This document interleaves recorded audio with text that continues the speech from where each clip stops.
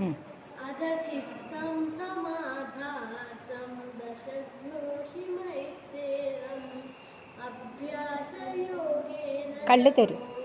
మామిచ్ఛాతం ధనంజయ.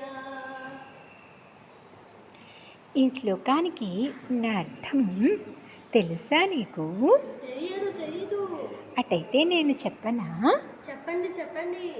ఈ శ్లోకం అర్థం ఏంటంటే, మానవుడు ఏ విధంగా ధరించాలి అని.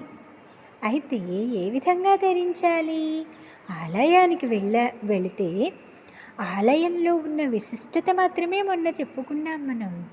ఈరోజు ఆలయంలో పెంచే చెట్లు, ఒక చెట్టు తీసుకువెళ్ళి, ఒక మారేడు చెట్టు తీసుకువెళ్ళి ఆలయంలో పెంచటం ద్వారా ఆ చెట్టు ఒక పుష్పాలు వచ్చే చెట్టుని ఆలయంలో పెంచటం ద్వారా ఆ పుష్పాలని, ఆ మారేడు దళాలని, తులసి దళాలని తీసుకెళ్ళి స్వామికి పూజ చేయటం ద్వారా మనకి ఆ చేసిన పుణ్యం మనకి కూడా వస్తుందిట. అవును.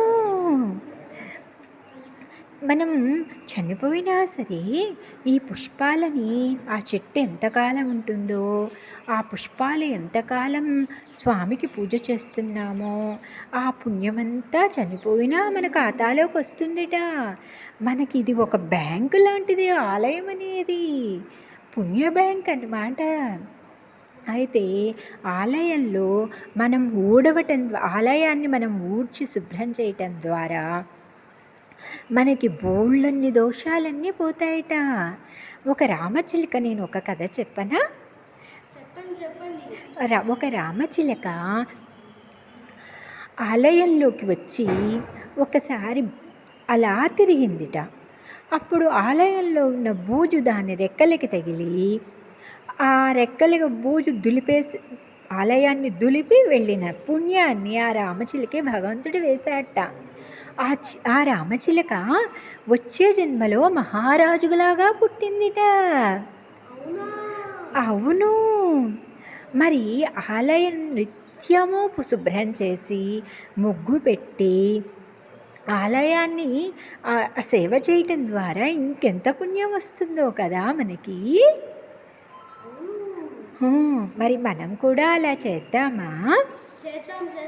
ఆలయంలో చెట్లు పెట్టడం, శుభ్రం చేయటం, ఆలయానికి పుష్పాలు, పూలమాలలు తీసుకెళ్ళి స్వామికి అర్పించటం, ఇవన్నీ చేయటం ద్వారా, నిత్య ఆలయంలో పూలమాలలు ఇవ్వటం ద్వారా, ఆ ఆలయంలో పూలమాలలు ఇచ్చిన పుణ్యం ద్వారా పెద్ద తిరుపతిలో ఉన్న అనంతాళ్వారికి భగవత్ సాక్షాత్కారం కలిగిందిట. అవును. ఆలయాలు మనము ముక్తి పొందే ఒక క్షేత్రాలవి. అవును.